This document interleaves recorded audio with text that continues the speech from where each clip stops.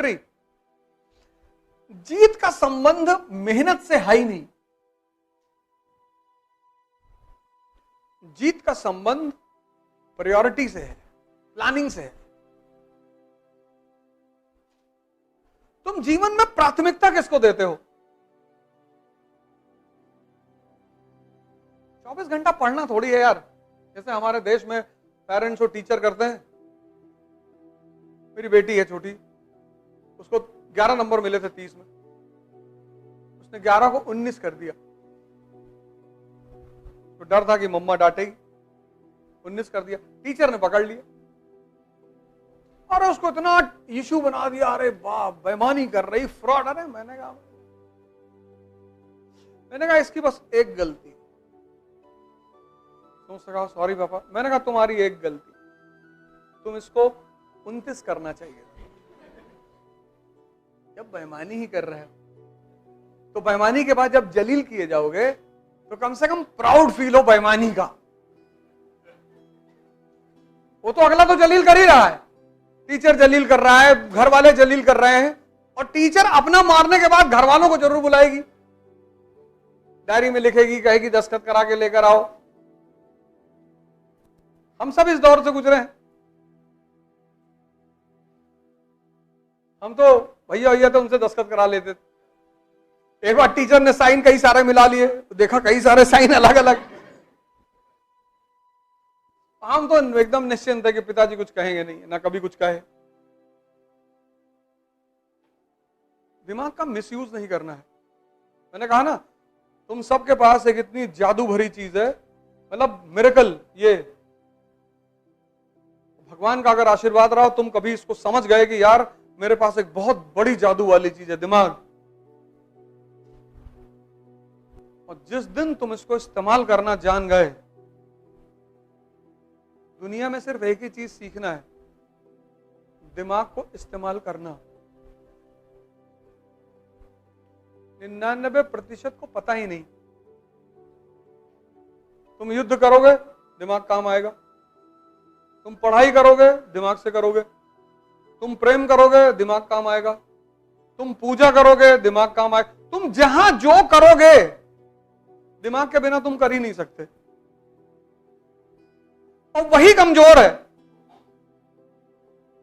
जिसको सारे काम करने हैं, वही कमजोर है। वो मिनट मिनट में डिप्रेस हो जा रहा है, घबरा जा रहा है, उल्टी सीधी बात सोचवा रहा है तुमसे कि तुम्हारा नहीं होगा। हाँ नहीं होगा तो विदायगी लड़ेंगे, सोचना ही तो है। और तुम डरे हुए हो, और जिस समाज में रह रहे हो वो और डरा रहा है। जैसे डरे हुए आदमी को अगर तुम मोटिवेट करो तो उसका डर खत्म हो जाए। जैसे कभी किसी पेशेंट ओशेंट से मिलने जाना, तो चाहे जो बीमारी हो, उससे एक बात जरूर करना है, कुछ नहीं। एक हमारे बड़े चाचा थे, उनको थी, नीम का पानी पी जाते थे और गोबर थोड़ा खा जाते थे, ठीक एकदम मस्त हो गए। अगर कैंसर के पेशेंट से मिलने वाला हर आदमी हंसता हुआ मिले, तो संभावना यह है कि कैंसर का पेशेंट भी बच जाए। इतनी ताकत है किसी को हिम्मत देने में, और किसी को हिम्मत देने में कुछ नहीं आता। लेकिन ये दुनिया इतनी कंजूस हो गई है, ये किसी को हिम्मत ही नहीं दे पाती। ये पैसा तो दे ही नहीं सकती, मरी हुई है। हिम्मत किसी को देने में। हमारे पास लड़के आते हैं, एक से एक लड़के, सर आइए साहब, आइए तैयारी करो, हो जाएगा तुम्हारा पहले अटेम्प्ट में। तुम 6 महीने बाद दे देना, 6 महीने बाद दे, जाओ ऐश करो। किसी को हिम्मत देने में क्या जा रहा है? होना ना होना उसकी किस्मत, उसका मालिक जाने, उसका भगवान जाने। क्या पता उसका मूड ही बना दे, उसका दिमाग ताकतवर कर दे, उसकी विचारधारा ताकतवर कर दे। हम कौन होते हैं किसी को जज करने वाले? मेरे पास ऐसे ऐसे लोग आए जो हिस्ट्री की स्पेलिंग नहीं लिख पाते थे, एसडीएम है। एक लड़के को बुलाने वाला हूं, यहाँ अधिकारी है इलाहाबाद से, तो अपनी कहानी सुनाएगा। मैं नहीं सुनाऊंगा, वो सुनाएगा तुम्हें कहानी। अपनी कहानी सुनाएगा तो तुम एक पल में एक समय आकर रोने लगोगे तुम। लेकिन उस लड़के के अंदर हिम्मत बहुत थी, ताकत, जज्बा है। गुरुजी आप जो कह दो वो कट डाले। मैंने कहा ये कट डालू, सिलेक्शन हो गया। एक तो हम वैसे ही डरे हुए हैं, और जो बगल वाला आदमी वो, और कभी कभी तो मां बाप कि पहले एसएससी दे लो, सबका तो काहे इतना बड़ा गेम खेल रहे हो। कभी कभी तो मां बाप, मैं उनको बुरा नहीं मानता, नहीं समझ पाते वो बेचारे, डर जाते हैं, समाज को देख के डर जाते हैं। इसीलिए शाही तबका मुझसे बहुत चिढ़ता है। मैं छोटी मोटी बात ही नहीं करता। इलेक्शन लड़ोगे? नहीं, मैं राजशाही लौटाऊंगा भारत में, कोरोनेशन सेरेमनी करूंगा, अपनी मुकुट लगाऊंगा, ओझा डायनेस्टी। इनके शरीर में आग लग जाती है कि इतना क्यों बोलते हो, बहुत ज्यादा बोलते हो।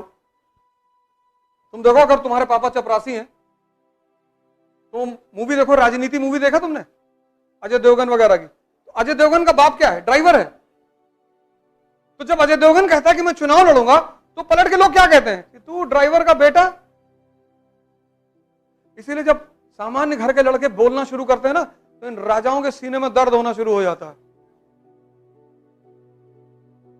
तो तुमको डिफेम करने लगते हैं, बकैती कर रहा है, ये कर रहा है, वो कर रहा है। और मैं हर चीज को पॉजिटिवली ले लेता हूं कि मैं तो कर रहा हूं, और तुमको जो बिगाड़ना है बिगाड़ लो। ये चारों तरफ से मेरे ऊपर हमला करते हैं और उसको पकड़ के तोड़ देता हूं। वो ललन टॉप में कहा नहीं कि आपके बारे में है कि आप बकैती बहुत करते हैं। मैंने कहा हाँ, चंबल की डकैती और अवध ओझा की बकैती। ये तो सन्नाटे में आके बैकफुट चले गए, क्योंकि जब तुम्हारे ऊपर हमला होता है तो आमतौर पर तुम बैकफुट हो जाते हो। अभी फिर मुझसे मुंबई में इंटरव्यू में एक सवाल पूछा, उस पर आएगा शायद, वीडियो अपलोड करेंगे। बोले कोई ऐसी आप जो बातें कहते हो, कोई ऐसी बात जो आपको नहीं कहना चाहिए। मैंने कहा बहुत सारी बातें। हमसे पूछा आपको किस बात में सबसे ज्यादा खुशी होती है? मैंने कहा झूठ बोलने पे। कहा आप कैमरे पे बोल रहे हो? मैंने कहा रिकॉर्ड कर, लगा दे। अभी 23-24 वो अनकट वाला जो है ना, हाँ हाँ आ गया। पूछा आपको सबसे ज्यादा खुशी कब होती? मैंने कहा झूठ बोलने। फिर उसने तुरंत रोक लिया कैमरा, कहा सर कैमरा है। हमने कहा हाँ हाँ लगा लगा। ये तुम तो इतना अच्छा बनने की कोशिश समाज के सामने कर रहे हो, जैसे लोग सीढ़ी बन के तुमको स्वर्ग में ले जाएंगे। कोई फायदा नहीं है, जम के आतंक मचाओ, कुछ नहीं। पढ़ो मन लगा के, बस 2 काम करो। एक, अपने माँ बाप की इज्जत करो। आज का वीडियो शाम का जरूर देखना, माँ बाप की इज्जत क्यों करनी चाहिए। इसके पीछे एक साइंटिफिक रीजन है। कुछ भी कहें कहो ठीक है। आज शाम का जो वीडियो अपलोड होगा उसको जरूर देखना कि माँ बाप का सम्मान क्यों करना चाहिए। और एक, पढ़ाई करो, बाकी तुम किसी चीज की चिंता मत करो। इस देश में तुम जब भी कुछ काम करोगे तुमको उलझाएंगे लोग।